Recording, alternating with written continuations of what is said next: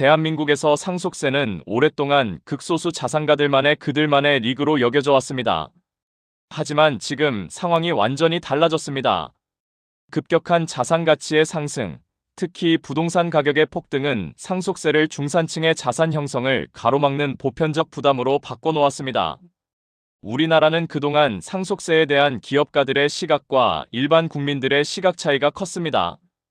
오늘은 대한민국 상속세제에 대한 현실과 문제점 그리고 개선 방향에 대해 고민하는 시간을 갖겠습니다.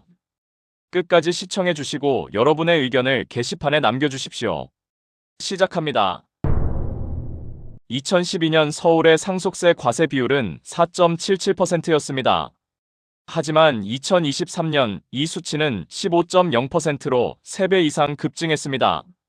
서울 시민 100명 중 15명이 사망 시 상속세를 고민해야 하는 시대가 된 것이죠. 1999년 이후 멈춰버린 세제 체계가 현대 한국의 경제 구조를 반영하지 못한 채 이른바 징벌적 세금의 시대를 열었다는 평가가 나옵니다.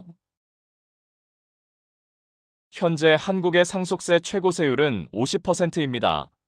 만약 기업의 지배주주가 주식을 물려준다면 할증 과세가 붙어 실질세율은 최대 60%에 이릅니다. 이는 OECD 회원국 중 일본을 제외하고 가장 높은 수준이며 최대 주주 할증을 포함하면 단연 세계 최고 수준입니다. 한국 증시의 고질적인 저평가, 코리아 디스카운트의 이면에는 상속세가 자리 잡고 있습니다. 대주주 입장에서 주가가 오르는 것은 곧 미래에 낼 상속세의 기하급수적인 증가를 의미하기 때문입니다. 결국 대주주들은 주가 부양보다는 저평가 유지를 선호하게 되고 세율보다 더 무서운 것은 유동성의 공백입니다. 한국 자산가의 70%에서 80%는 자산이 부동산이나 비상장 주식에 묶여 있습니다. 수십억 원에서 수천억 원에 달하는 세금을 6개월 안에 현금으로 내야 할 때 상속인들은 시장가보다 10%에서 30% 싼 가격에 자산을 급매하는 파이어 세일에 내몰립니다.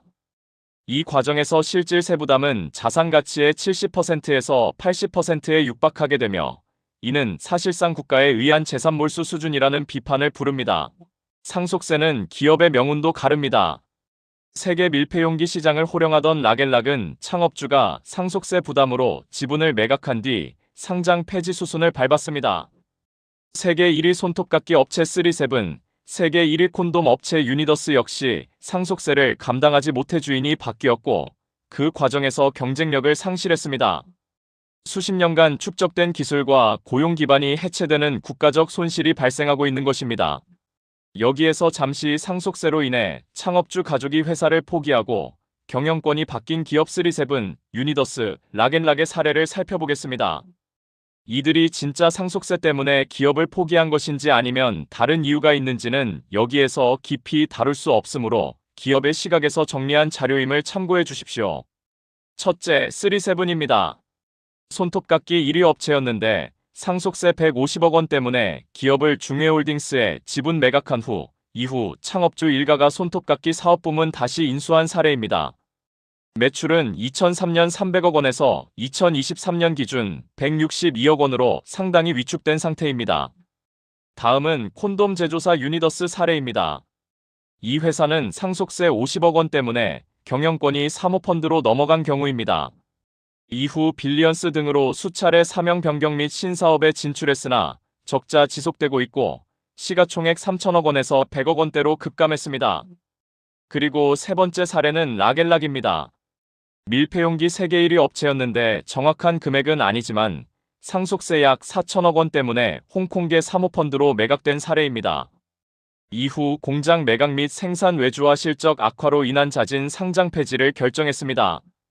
오늘의 세 기업 사례 모두 상속세로 인한 기업 포기와 매각된 경우인데 당시의 제조업 사업 환경이 어려워진 이유도 함께 있으므로 딱히 상속세 때문이라고 단정할 수는 없을 것 같습니다. 버티지 못한 자산가들은 떠나고 있습니다.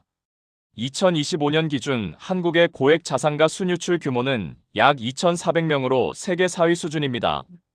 이들의 88.8%는 미국, 캐나다, 호주 등 상속세 부담이 낮거나 없는 나라로 향하고 있습니다. 자본 유출과 인재 손실이라는 이중고가 한국 경제를 옥죄고 있습니다. 이제는 결단이 필요합니다. 가장 현실적인 대책으로 꼽히는 것은 연부 연납 기간의 획기적인 확대입니다. 대한상공회의소 분석에 따르면 납부 방식을 20년 장기 분납으로만 바꿔도 연간 약 15.6조 원의 GDP 기여 효과가 발생합니다.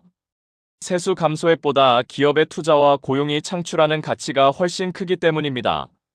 또한 유명무실한 가업상속 공제 제도를 부의 대물림이 아닌 기술과 일자리의 계승으로 재정의해야 합니다. 제도 개편 전까지 개인은 스스로를 지켜야 합니다.